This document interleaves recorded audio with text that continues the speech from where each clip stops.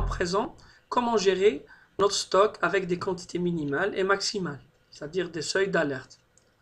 Pour le faire, allez sur stock, produit. La nomenclature s'affiche. Remarquez qu'il existe une colonne qui s'appelle quantité minimale et une autre qui s'appelle quantité maximale. Ça, c'est une plage de rotation normale, c'est-à-dire quand on a des produits qui tournent dans une saison mieux que dans une autre. Par exemple, les crèmes de bronzage, par exemple, marchent très bien l'été et moins en hiver. Donc, on peut fixer la quantité min et max comme étant la saison de forte rotation et la quantité min de max 2 comme étant la saison de faible rotation. D'accord? Donc, l'essentiel, pour chaque article, l'utilisateur peut affecter une quantité minimale et une quantité maximale. Par exemple, 180 pour celui-là et 200 pour celui-là.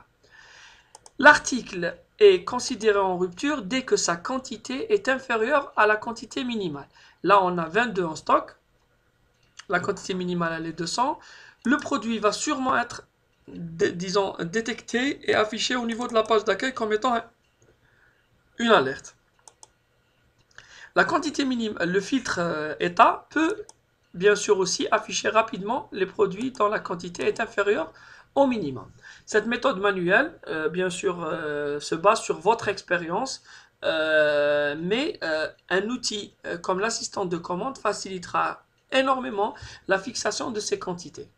Pour l'utiliser, allez sur Achat, assistant de commande.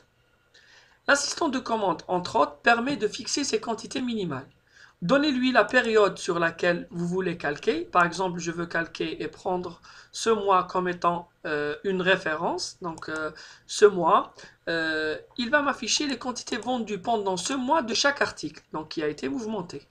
Je peux décider pour ces articles de prendre leur quantité comme étant une quantité minimale, c'est-à-dire garder une rotation d'un mois. Cliquez avec le bouton droit, d'accord? Copier les quantités vendues dans min 1, max 1 ou min 2, max 2. Donc, par exemple, dans min 1, les 26 articles, c'est-à-dire verront leur quantité minimale fixée de manière automatique, comme vous le constatez là. Donc aussi avec ça, on peut considérer par exemple la rotation du mois comme étant la quantité maximale. Les quantités min de max 2, vous les utilisez si vous avez par exemple une manière de rotation différente par rapport à une deuxième saison du produit. Là, vous n'aurez pas besoin de rechanger à chaque fois. Vous savez que vous devez vous baser sur min 1 ou sur min 2 pour avoir l'information. Très bien.